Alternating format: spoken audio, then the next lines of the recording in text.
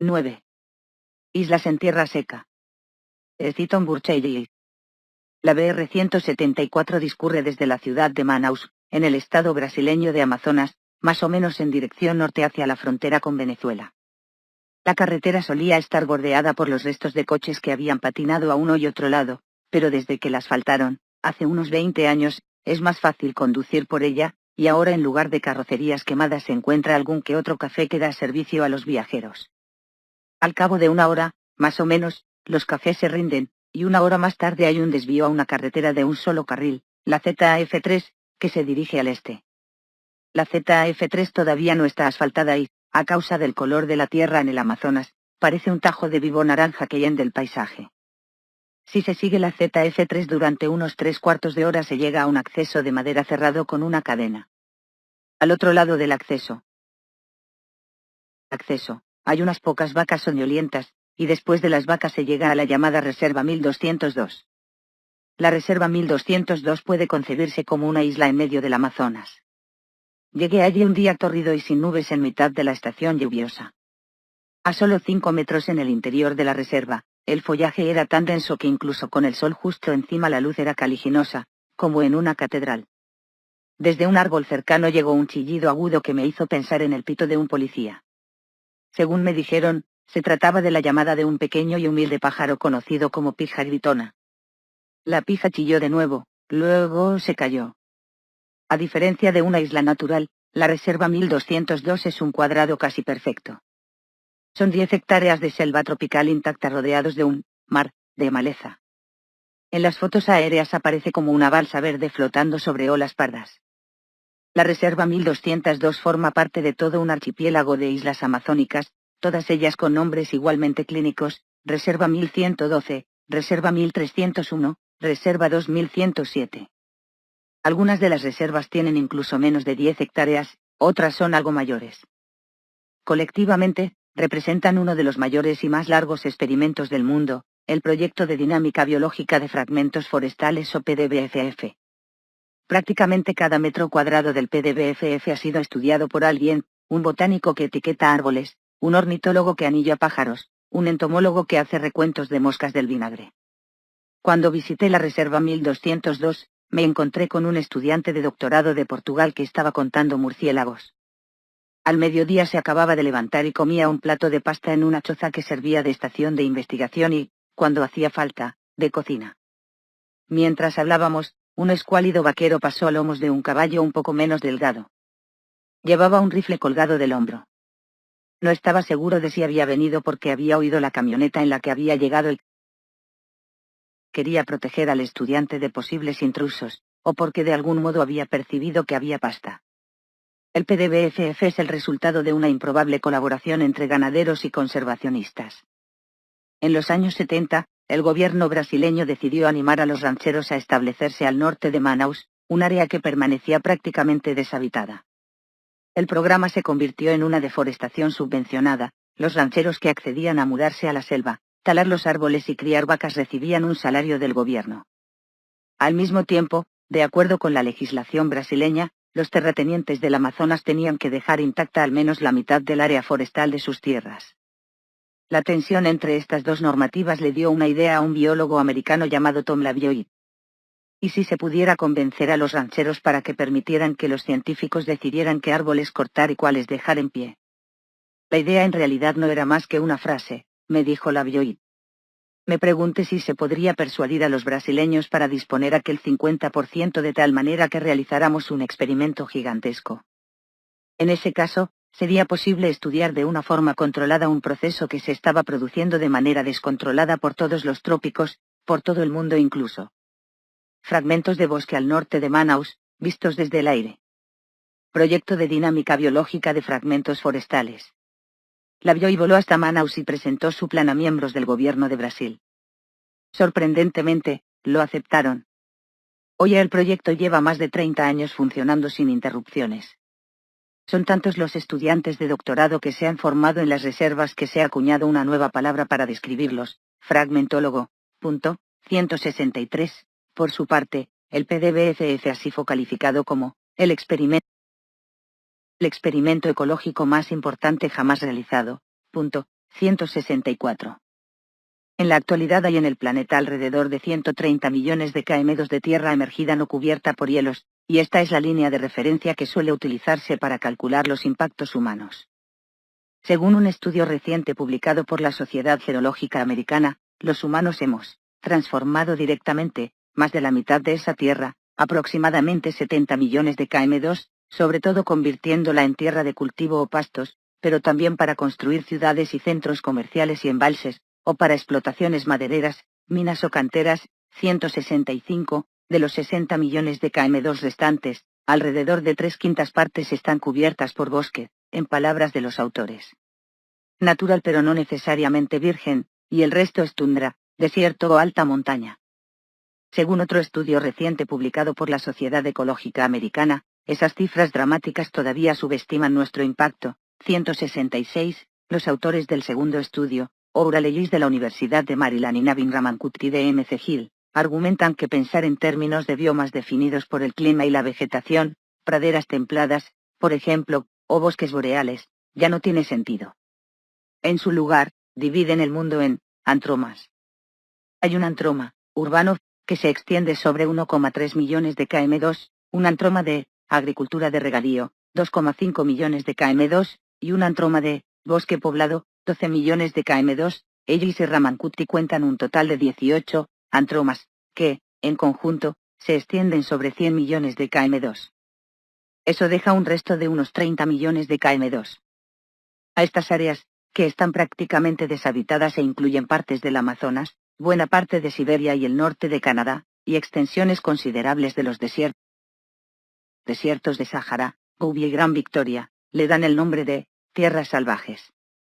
Pero en el Antropoceno no está claro siquiera que esas tierras salvajes realmente merezcan el apelativo de salvajes. La tundra está cruzada por gasoductos y oleoductos, el bosque boreal por líneas sísmicas.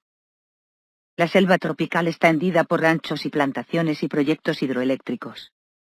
En Brasil, la gente habla de la espina de pescado, una pauta de deforestación que comienza con la construcción de una carretera principal, en la metáfora, la raspa central, que luego lleva a la creación, a veces ilegal, de muchas otras pistas menores, a modo de espinas. Lo que queda es un bosque formado por manchas largas y delgadas. En nuestros días, todo lugar salvaje, en mayor o menor grado, ha sido cortado o desgajado. Y por eso es tan importante el experimento de la Bioi con los fragmentos de bosque. Con su forma cuadrada, totalmente innatural, la Reserva 1202 representa, cada vez más, la forma de nuestro mundo. El personal que investiga en el PDBFF cambia constantemente, de manera que incluso personas que llevan muchos años trabajando en el proyecto nunca saben a quién se van a encontrar allí. Llegué a la Reserva 1202 en compañía de Mario Konaft, un ornitólogo americano que comenzó a involucrarse en el proyecto como interno a mediados de la década de 1980. Konaft acabó casándose con una brasileña y ahora trabaja para el Instituto Nacional de Investigaciones de la Amazonia en Manaus. Es alto y delgado, con el escaso cabello gris y los ojos marrones y tristes. El afecto y entusiasmo que Miles Hillman brinda a los árboles tropicales, Konaft lo reserva para las aves. En cierto momento le pregunté cuántas especies de aves amazónicas podía identificar por el canto, y me miró perplejo, como si no entendiera a dónde quería llegar. Cuando le formulé de nuevo la pregunta, la respuesta resultó ser todas. Según el recuento oficial, en el Amazonas viven unas 300 especies de aves, pero Konaft cree que en realidad hay muchas más, porque nos hemos fiado demasiado de caracteres como el tamaño o el plumaje y no hemos prestado suficiente atención al sonido. Según me dijo, aves de aspecto más o menos idéntico pero que producen cantos distintos suelen resultar ser genéticamente diferentes. En el momento de nuestro viaje, Konaft estaba preparando la publicación de un artículo en el que identificaba varias especies nuevas que había descubierto mediante una escucha rigurosa. Una de ellas, una ave nocturna de la familia de los urutaúes, los nictibios, emite un inolvidable canto triste que la gente del lugar a menudo atribuye al curupira, una figura del folclore brasileño. El curupira tiene el rostro alineado, el pelo copioso y los pies invertidos. Ataca a los furtivos y a cualquiera que coja demasiado del bosque. Como la mejor hora para escuchar a las aves es el amanecer, Konaft y yo partimos hacia la Reserva 1202 en la oscuridad, poco después de las 4 de la madrugada. Nuestra primera parada por el camino fue una torre de metal construida para sostener una estación meteorológica. Desde lo alto de la torre, que asciende hasta unos 40 metros y está en un avanzado estado de oxidación, se disfrutaba de una vista panorámica por encima del dosel arbóreo. Connaught había traído un potente telescopio que colocó sobre un trípode. También había traído un iPod y un altavoz en miniatura que cabía en su bolsillo. El iPod contenía las grabaciones de cientos de cantos, y algunas veces, cuando oía un pájaro que no conseguía localizar, reproducía su canto con la esperanza de que se dejara ver. Al cabo del día igual oyes 150 especies de aves pero solo ves 10, me dijo. De vez en cuando se apreciaba un destello de color entre el follaje verde, y de este modo logré vislumbrar lo que Connaught identificó como un carpintero azulado, un titira colinegro y una catita alidorada. Apuntó con el telescopio a una mancha azul y resultó ser el pájaro más hermoso que he visto nunca, un mielerito patirrojo de pecho color zafiro, patas escarlata y coronilla de brillante aguamarina. Cuando el sol subió y los cantos se hicieron menos frecuentes, volvimos a partir. Para cuando el día ya era como un horno y los dos chorreábamos sudor, alcanzamos el acceso con cadena que marca la entrada a la reserva 1202. Connaught escogió una de las sendas que se han practicado en la reserva para facilitar el tránsito, y marchamos hasta lo que nos pareció que debía ser el centro del cuadrado. Se paró a escuchar, pero no había mucho que oír. Ahora mismo estoy oyendo solamente 2 especies de ave, me dijo. Una de ellas suena como si estuviera diciendo vaya, parece que va a llover, y esa es la paloma plomiza. La otra suena algo así como chudel, pit. Hizo un sonido como un flautista realizando ejercicios de calentamiento. Y ese es el videón cejirrufo. Es una especie típica de bosque secundario o de margen que no debería oírse en un bosque primario. Connaught me explicó que cuando empezó a trabajar en la Reserva 1202 su trabajo consistía en capturar aves, marcarlas y liberarlas, un proceso que se conoce como anillar y soltar. Cogían las aves en redes que extendían por el bosque desde el suelo hasta una altura de unos 2 metros. Realizaron censos de aves antes de que los fragmentos de bosque quedasen aislados y de nuevo después de aislarlos, de modo que se pudieran comparar las cifras. Entre todas las reservas, 11 en total, Connaught y sus colegas anillaron casi 25.000 aves, 167. El primer resultado que a todos nos sorprendió un poco, aunque sea más bien trivial en el gran esquema de las cosas, fue una suerte de efecto refugio, me dijo, mientras esperábamos a la sombra. Lo que ocurrió cuando se taló el bosque circundante fue que la tasa de captura, o sea, el número de aves capturadas y a veces también el número de especies, subió durante el primer año. Al parecer, las aves de las áreas deforestadas buscaron refugio en los fragmentos. Pero gradualmente, con el paso del tiempo, tanto el número como la diversidad de aves en los fragmentos comenzó a disminuir. Y luego ya no dejó de hacerlo. En otras palabras, dijo Connaught, no se llegó de golpe a este nuevo equilibrio con menos especies. Se produjo una degradación paulatina de la diversidad con el tiempo. Y lo que ocurrió con las aves, también ocurrió con otros grupos. Las islas, me refiero ahora a las islas de verdad, no a las islas de hábitat, tienden a estar empobrecidas en especies, o, por usar un término más técnico, depauperadas. Es así para las islas volcánicas situadas en medio del océano, pero también, lo cual es más curioso e interesante, para las llamadas islas continentales, que se encuentran cerca de la costa. Los investigadores que han estudiado las islas continentales, que tienen su origen en fluctuaciones del nivel del mar, han encontrado repetidamente que son menos diversas que los continentes de los que en alguna ocasión formaron parte. ¿Por qué es así? ¿Por qué habría de reducirse la diversidad a causa del aislamiento? Para algunas especies, la respuesta parece bastante simple: el trozo de hábitat en el que han quedado varadas es inadecuado. Un felino grande que necesite un área de campeo de 100 kilómetros cuadrados no es probable que persista mucho tiempo en un área de tan solo 50 kilómetros cuadrados. Una rana diminuta que ponga sus huevos en charcas y se alimente en la ladera necesita tanto la charca como la ladera para poder sobrevivir. Pero si la falta de hábitat adecuado fuese el único problema, las islas continentales deberían estabilizarse bastante rápido a un nuevo nivel de diversidad, más bajo. No es eso lo que ocurre. No dejan de perder especies, un proceso que se conoce con el sorprendentemente radiante término de relajación. En algunas islas continentales que fueron creadas por el aumento del nivel del mar al final del Pleistoceno, se estima que el proceso completo de relajación llevó miles de años, en otras, el proceso podría estar todavía en marcha. 168. Los ecologistas explican la relajación haciendo notar que la vida es aleatoria. Las áreas más pequeñas albergan poblaciones más pequeñas, y unas poblaciones más pequeñas son más vulnerables al azar.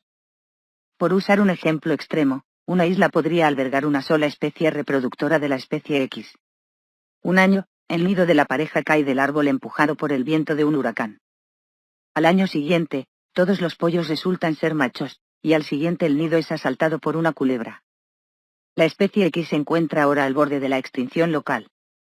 Si la isla albergara dos parejas reproductoras, la probabilidad de que ambas sufrieran tal cadena de mala suerte es menor, y si albergará 20 parejas, muy inferior. Pero una probabilidad baja todavía puede ser letal a largo plazo. El proceso podría compararse con el lanzamiento de una moneda. Es improbable que una moneda salga cara 10 veces seguidas las primeras 10, o 20, o 100 veces que se tira. Sin embargo, si se tira un gran número de veces, es probable que se produzca incluso una secuencia improbable. Las reglas de la probabilidad son tan sólidas que apenas se requiere demostración empírica de los riesgos de un tamaño de población pequeño, no obstante, se dispone de ella. En los años 1950 y 1960, los observadores de aves mantuvieron registros meticulosos de cada pareja que se reprodujo en la isla de Bardsey, en la costa de Gales, desde los gorriones comunes y los ostreros a aves más escasas como los chorlitejos y zarapitos. En los años 80, estos registros fueron analizados por Gerald Diamond, quien por aquel entonces estaba trabajando como ornitólogo especializado en aves de Nueva Guinea. Diamond encontró que la probabilidad de que una especie concreta hubiera desaparecido de la isla se podía representar sobre una curva cuya pendiente se reducía exponencialmente a medida que aumentaba el número de parejas.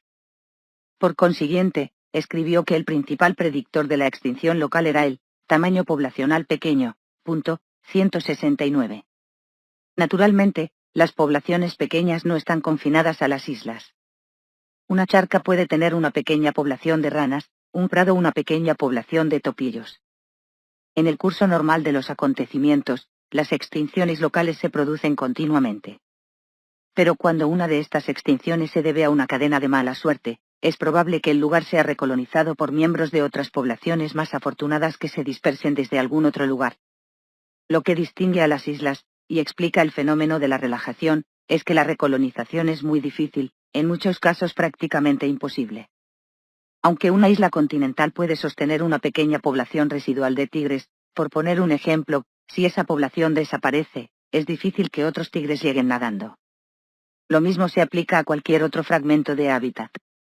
Dependiendo de que rodee el fragmento, las especies pueden o no recolonizarlo si se pierde la población. Los investigadores del PDBFF han descubierto, por ejemplo, que algunas aves, como el saltarín coroniblanco, cruzan sin problemas los claros de las carreteras, mientras que otras, como el hormiguero dorsiescamado, son muy reacias a hacerlo. 170. Si no se produce la recolonización, las extinciones locales pueden hacerse regionales y, con el tiempo, incluso globales. A unos 15 kilómetros de la Reserva 1202 la pista de tierra se desvanece y comienza una sección de selva lluviosa que, de acuerdo con los estándares actuales, cuenta como no perturbada. Los investigadores del PDBFF han marcado secciones de este bosque para usarlas como parcelas de control, de modo que puedan comparar lo que ocurre en los fragmentos con lo que ocurre en el bosque continuo. Hacia el final de la carretera hay un pequeño campamento, conocido como Campamento 41, donde duermen y comen y tratan de escapar de la lluvia. Llegué allí con Connaught una tarde justo cuando empezaba a llover. Corrimos por la selva, pero en vano, cuando llegamos al Campamento 41 estábamos empapados. Más tarde, cuando ya había escampado y habíamos estrujado los calcetines, nos alejamos del campamento, adentrándonos en la selva. El cielo todavía estaba encapotado, y la grisura daba al verdor un tinte oscuro y sombrío. Pensé en el curupira, acechando desde los árboles con sus pies invertidos. E. Wilson, que visitó el PDBFF en 2 ocasiones, escribió tras uno de sus viajes, la jungla bulle, pero de un modo que en buena parte queda fuera del alcance de los sentidos humanos. 171, Connaught vino a decirme lo mismo, aunque con menor grandilocuencia. La selva, me dijo, se ir mejor en la tele. Al principio me pareció que nada se movía a nuestro alrededor, pero entonces Conaz comenzó a señalarme los signos de la vida de los insectos y empecé a ver mucha actividad en, por usar la expresión de Wilson, el pequeño mundo de abajo. Un insecto palo colgaba de una hoja seca, ondeando sus delicadas patas. Una araña se agazapaba en su tela en forma de aro. Un fálico tubo de fango que se erguía desde el suelo del bosque resultó ser la casa de una larva de cícada. Lo que parecía una monstruosa preñez que sobresalía del tronco de un árbol se reveló como un nido lleno de termitas. Conaz reconoció una planta llamada melastoma. Le dio la vuelta a una de sus hojas y le dio unos golpecitos en el tallo, que estaba hueco. Del salieron unas pequeñas hormigas negras de un aspecto tan feroz como solo pueden tener las pequeñas hormigas negras. Según me explicó, las hormigas protegen la planta de otros insectos a cambio de alojamiento gratis. Conaz se crió en el oeste de Massachusetts, casualmente no muy lejos de donde yo vivo.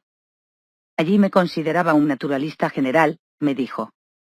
Podía nombrar la mayoría de los árboles e insectos que se encontraba en la parte occidental de Nueva Inglaterra, además de todas las aves.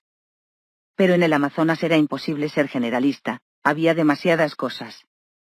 En el estudio de las parcelas del PDBFF se han identificado unas 1.400 especies de árboles, más aún que en las parcelas de Silman, a unos 1.600 kilómetros al oeste.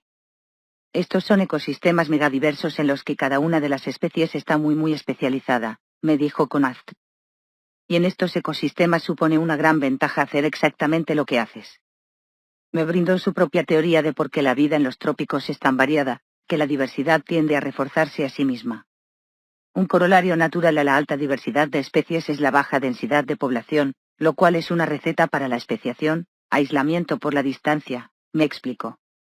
Pero también es una vulnerabilidad, puesto que las poblaciones pequeñas y aisladas son mucho más susceptibles a la extinción. El sol comenzaba a descender, y en el bosque ya era crepúsculo. Mientras regresábamos al campamento 4, encontramos una tropa de hormigas que seguían su propia senda a unos metros de la nuestra. Las hormigas pardo rojizas se movían más o menos en una línea recta que las llevaba directas a un tronco caído de gran tamaño, sobre todo para ellas. Subían el tronco y luego descendían. Seguí la columna tan lejos como pude en ambas direcciones, pero continuaba sin fin, al estilo de un desfile soviético. La columna, me explicó Conaz, era una marabunta de hormigas guerreras de la especie Eciton burchellii. Las hormigas guerreras, hay docenas de especies en los trópicos, difieren de la mayoría de las hormigas en que no tienen un nido fijo. Pasan la vida o bien en marcha, cazando insectos, arañas y ocasionalmente alguna lagartija, o bien acampadas en vivaques temporales. Los vivaques de Eciton burchellii están formados por las propias hormigas que se disponen alrededor de la reina al modo de una feroz y urticante bola. Las hormigas guerreras son célebres por su voracidad, una colonia en marcha puede consumir 30.000 presas, la mayoría larvas de otros insectos, en un solo día. Pero su propia voracidad sirve a otras especies. Hay toda una clase de aves conocidas como seguidoras obligadas de hormigas. Estas se encuentran casi siempre alrededor de las marabuntas, comiendo insectos que las hormigas ahuyentan de sus escondrijos bajo las hojas del suelo. Otras aves son seguidoras oportunistas de hormigas y solo picotean alrededor de las hormigas cuando por casualidad topan con ellas. Tras las aves seguidoras de hormigas va toda una variedad de organismos que también son expertos en hacer exactamente lo que hacen. Hay mariposas que se alimentan de los excrementos de las aves y moscas parásitas que depositan a sus jóvenes sobre sorprendidos grillos o cucarachas. 172. Diversas especies de ácaros viajan a lomos de las propias hormigas, una especie se asegura a las patas de la hormiga, otra a sus mandíbulas. Una pareja de naturalistas americanos, Carl y Marian Rettenmeier, que pasaron más de medio siglo estudiando a Eciton burchellii, elaboraron una lista de más de 300 especies que viven asociadas a las hormigas. 173. Una hormiga guerrera de la especie Eciton burchellii. Copyright Conrado Auzi/Minden Pictures. Conaz ya no oía cantar a ningún ave y se estaba haciendo tarde, de modo que regresamos al campamento. Acordamos volver al mismo lugar al día siguiente para presenciar la procesión de hormigas, aves y mariposas. A finales de los años 70, un entomólogo llamado Terry Irwin trabajaba en Panamá cuando alguien le preguntó cuántas especies de insectos creía que se podían encontrar en una hectárea de selva tropical. Hasta aquel momento, Irwin se había dedicado fundamentalmente a contar escarabajos. Rociaba las copas de los árboles con un insecticida y luego recogía los cuerpos que caían desde las hojas en una lluvia quebradiza. Intrigado por la cuestión más amplia de cuántas especies de insectos había en los trópicos en conjunto, pensó en cómo extrapolar a partir de su propia experiencia. De una sola especie de árbol, Loea seimanii, había recogido escarabajos de más de 950 especies. Suponiendo que alrededor de una quinta parte de estos escarabajos dependían de Loea seimanii, que los otros escarabajos dependían de igual modo de otros árboles, que los escarabajos representan alrededor de un 40% de las especies de insectos y que hay aproximadamente 50.000 especies de árboles tropicales, Erwin estimó que los trópicos albergaban hasta 30 millones de especies de artrópodos, 174, además de los insectos, este grupo incluye las arañas y los ciempiés. Se confesó, conmocionado, por su propia conclusión. Desde entonces se han hecho muchos esfuerzos por afinar las estimaciones de Erwin. La mayoría han tendido a revisar la cifra a la baja. Entre otras cosas, Erwin probablemente sobreestimó la proporción de insectos que dependen de una sola planta hospedadora. Aún así, se mire como se mire, la cifra sigue siendo sorprendentemente elevada. Las estimaciones recientes sugieren que hay al menos 2 millones de especies de insectos tropicales, tal vez hasta 7.175.000, en comparación, apenas hay 10.000 especies de aves en todo el mundo y solo 5.500 especies de mamíferos. Así pues, por cada especie con pelo y glándulas mamarias hay, solo en los trópicos, al menos 300 con antenas y ojos compuestos. La riqueza de su fauna de insectos implica que cualquier amenaza para los trópicos se traduce en un número muy elevado de víctimas potenciales. Consideremos el siguiente cálculo. La deforestación tropical es notoriamente difícil de medir, pero supongamos que los bosques se talan a un ritmo del 1% anual. Usando la relación especies-área, S igual a CAZ, y fijando el valor de Z en 0,25. Podemos calcular que la pérdida de un 1% del área original supone la pérdida de aproximadamente una cuarta parte de un 1% de las especies originales. Si suponemos, siendo muy conservadores, que hay 2 millones de especies en las selvas tropicales, esto significa la pérdida anual de unas 5.000 especies, lo que se traduce en aproximadamente 14 especies al día, o una cada 100 minutos. Exactamente este cálculo fue realizado por E. O. Wilson a finales de los años 80, no mucho después de uno de sus viajes al PDBFF 176, Wilson publicó sus resultados en Scientific American, y a partir de ello llegó a la conclusión de que la actual tasa de extinción era, del orden de 10.000 veces más alta que la tasa natural de fondo. Esto, prosiguió, está reduciendo la diversidad biológica a su nivel más bajo, desde la extinción de finales del Cretácico, un evento que, según observaba, si bien no había sido la peor extinción en masa de la historia, era, con mucho la más famosa, porque había puesto fin a la era de los dinosaurios, conferido hegemonía a los mamíferos y, en última instancia, para bien o para mal, había hecho posible el origen de nuestra propia especie. Como los de Erwin, los cálculos de Wilson resultaban sorprendentes. También eran fáciles de comprender, o al menos de repetir, y recibieron mucha atención, no solo en el relativamente pequeño mundo de los biólogos tropicales sino también en los medios de comunicación generales. Apenas pasa un día sin que alguien nos diga que la deforestación tropical está extinguiendo aproximadamente una especie por hora, o quizá una por minuto, se lamentaba una pareja de ecólogos británicos, 177, 25 años más tarde, se acepta generalmente que las cifras de Wilson, igual que las de Erwin, no se ajustan a las observaciones, un hecho que debería ser aleccionador para los divulgadores de la ciencia tal vez más que para los científicos. Las razones de ello se siguen debatiendo. Una explicación posible es que la extinción lleva tiempo. Los cálculos de Wilson suponen que una vez deforestada un área, las especies desaparecen de forma más o menos inmediata. Pero puede pasar bastante tiempo antes de que un bosque se relaje del todo, e incluso pequeñas poblaciones remanentes pueden persistir durante mucho tiempo, dependiendo de cómo caigan los dados de la supervivencia. La diferencia entre el número de especies que han quedado condenadas por algún tipo de cambio ambiental y el número de las que realmente han desaparecido se suele denominar deuda de extinción, un término que implica una demora en el proceso, igual que hay una demora cuando se compra a crédito. Otra explicación posible es que el hábitat que se pierde por deforestación no se pierde realmente. Los bosques talados para extraer la madera o quemados para convertirlos en pastos pueden volver a crecer.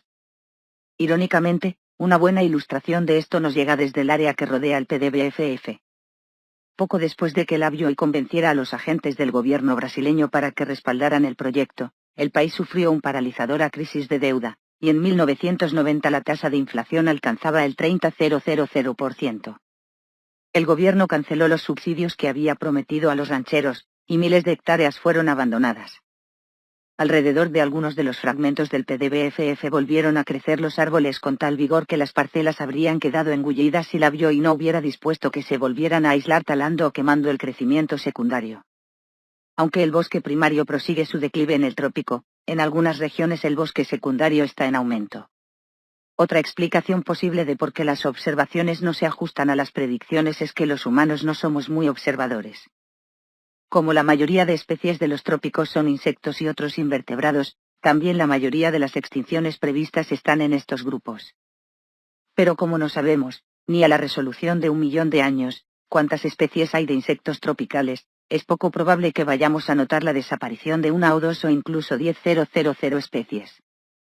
Un informe reciente de la Sociedad Zoológica de Londres hace notar que, se conoce el estado de conservación de menos del 1% de todos los invertebrados descritos, y la gran mayoría de los invertebrados probablemente ni siquiera se hayan descrito. 178, tal como dice Wilson, los invertebrados podrían ser las pequeñas cosas que hacen que el mundo funcione, pero las cosas pequeñas son fáciles de pasar por alto. Para cuando Konaft y yo volvimos al campamento 41, ya habían llegado varias personas más, entre ellas la esposa de Konaft, Rita Mesquita, que es ecóloga, y Tom Labioi, que estaba en Manaus para asistir a la reunión de un grupo llamado Fundación para un Amazonas Sostenible.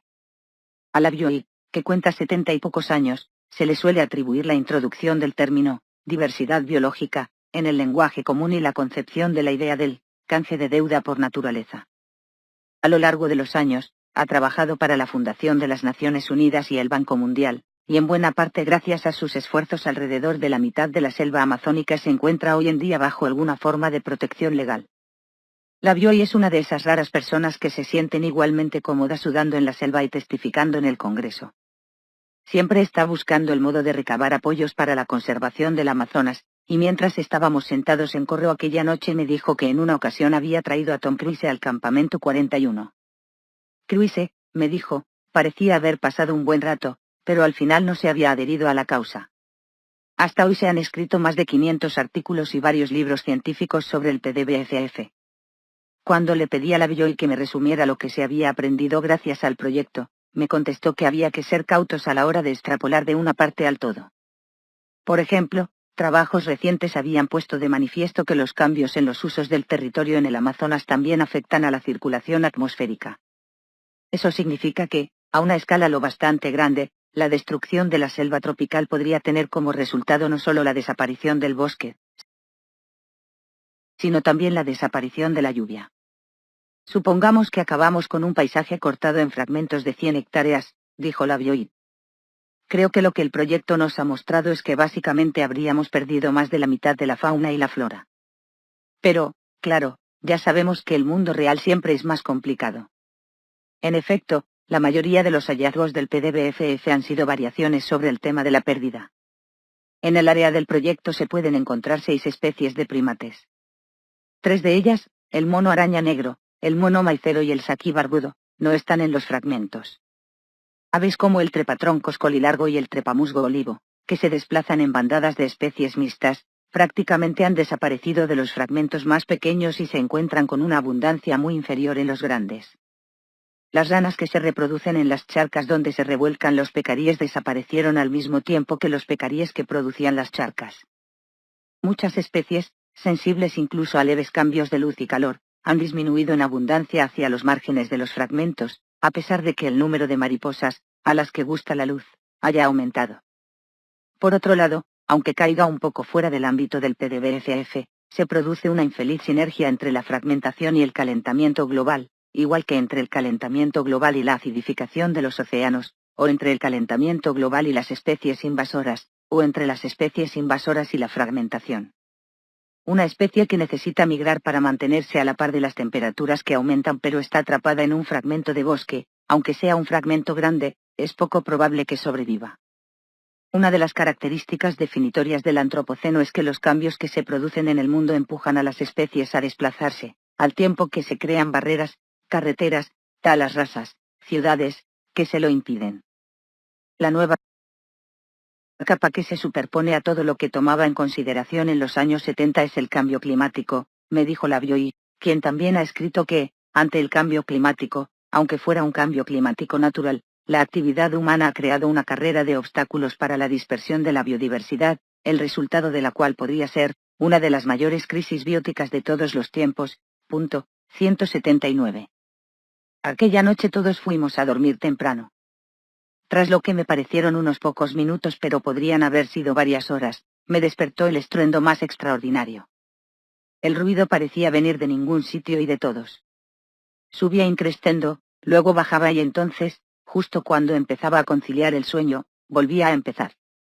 Sabía que era la llamada de apareamiento de alguna rana, así que salí de mi hamaca y cogí una linterna para echar un vistazo. No logré hallar la fuente del ruido, pero me encontré un insecto con una banda bioluminiscente que habría guardado en un tarro, si lo hubiera tenido. A la mañana siguiente, Connacht me señaló una pareja de ranas de casco comunes abrazadas en el plexo. Eran de un color pardo anaranjado, con el rostro como una pala. El macho, sujeto a la espalda de la hembra, era la mitad de grande. Recordé haber leído que los anfibios del Bajo Amazonas, al menos hasta el momento, parecen haber escapado en su mayoría del hongo quitridio. Connacht, a quien, como a todos los demás, la escandalera le había mantenido despierto, describió el canto de la rana como un prolongado gemido que explota en un rugido y acaba en una risa ahogada. Tras varias tazas de café, salimos a presenciar el desfile de hormigas. La Bioy había planeado acompañarnos, pero cuando fue a ponerse una camisa de manga larga, una araña que había hecho en ella su casa le mordió en la mano. La araña parecía bastante corriente, pero la mordedura se estaba tornando de un rojo ardiente, y la mano de la Bioy comenzaba a perder sensibilidad. Se decidió que debía quedarse en el campamento. El método ideal es dejar que las hormigas se acerquen y te rodeen, me explicaba Connacht mientras caminábamos. Entonces no hay salida, es como meterse en un callejón sin salida. Las hormigas te suben encima y te muerden la ropa. Estás en medio de la acción. En la distancia, oímos un hormiguero gorjirrufo que emitía un ruido entre un piar y un graznar. Tal como sugiere el nombre, los hormigueros gorjirrufos son aves seguidoras de hormigas obligadas, así que Connacht tomó esto como una señal prometedora. Sin embargo, unos pocos minutos más tarde, cuando llegamos al lugar donde habíamos visto su inacabable columna el día anterior, no pudimos encontrar las hormigas por ningún lado. Connacht oyó la llamada de otro par de pájaros hormigueros que cantaban desde los árboles, un hormiguero cuerniblanco, que emite una especie de silbido agudo, y un trepatroncos barbiblanco, que tiene un piar alegre. También ellos parecían estar buscando las hormigas. Hormigas. Están tan confundidas como nosotros, dijo Connacht. Aventuró que las hormigas habían abandonado el vivaque de su fase nómada y habían pasado a lo que se conoce como su fase estacionaria. Durante esta fase, las hormigas se quedan más o menos en un mismo lugar para criar una nueva generación. La fase estacionaria puede durar hasta 3 semanas, lo que ayuda a explicar uno de los descubrimientos más desconcertantes del PDBFF, incluso los fragmentos de bosque que son lo bastante grandes para sostener colonias de hormigas guerreras acaban perdiendo las aves hormigueras.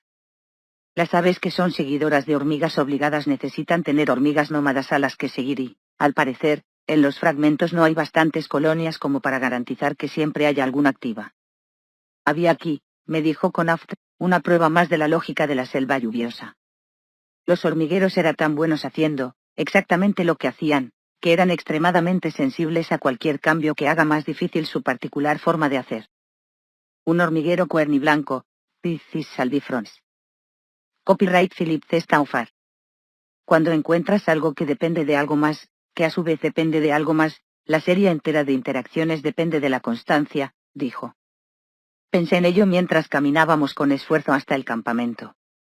Si Connacht tenía razón, entonces en su loca y circense complejidad el desfile de las hormigas guerreras era en realidad una metáfora de la estabilidad de la Amazonia. Solo en un lugar donde las reglas del juego permanecen fijas hay tiempo para que las mariposas evolucionen y se alimenten de los excrementos de unas aves que evolucionaron para seguir hormigas. Sí, estaba decepcionada por no haber encontrado las hormigas. pero me figuré que más lo estarían las aves.